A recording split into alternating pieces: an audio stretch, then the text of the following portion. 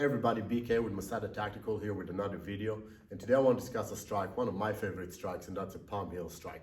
The palm heel strike is a strike I find to be extremely valuable in a real self-defense situation, but one that oftentimes is undertrained or people don't put enough emphasis on.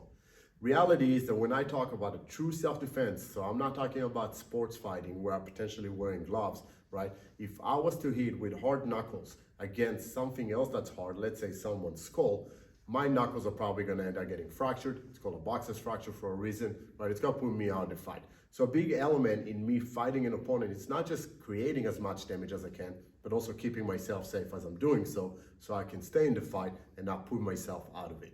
Again, I don't walk around with MMA gloves or boxing gloves, so if I ended up in a self-defense situation, the palm heel strike tends to be a better option. Palm heel strike refers to where I'm hitting with the base of my thumb, right? We call it a palm heel, but the reality is it's not just my whole palm, certainly not the pinky side. It is the base of my thumb that makes contact because that's a softer weapon that has a little more rigidity to it in the sense that it has some structural integrity. And if I make contact towards something hard like someone's head, I'm probably not gonna hurt myself. The dynamics or the principles of the palm heel strikes are the same as a straight punch, right? Power is still gonna come from the hip, right?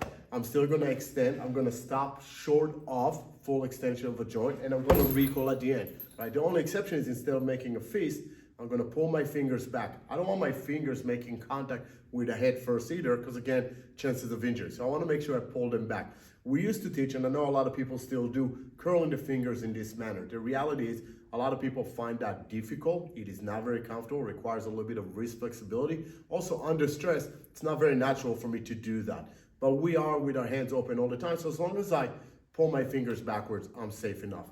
The reality is that this will never be as strong as a straight punch though. So a way for us to incorporate a little bit more power into the strike is at the end or at the point of impact, I'm gonna do a little bit of a torque, about 5 or 10 degrees inwards, okay, to generate a little bit more of dynamics and pressure force into that target.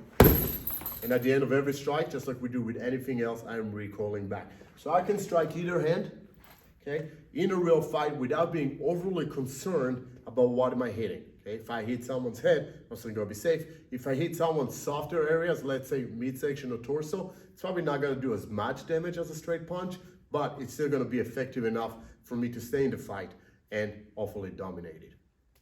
As always, if you have any questions, feel free to reach out, ask us. I'll be more than happy to include that in future videos. Don't forget to follow our social media. Okay, again, Instagram, obviously YouTube, Facebook, and LinkedIn. And as always, watch your six.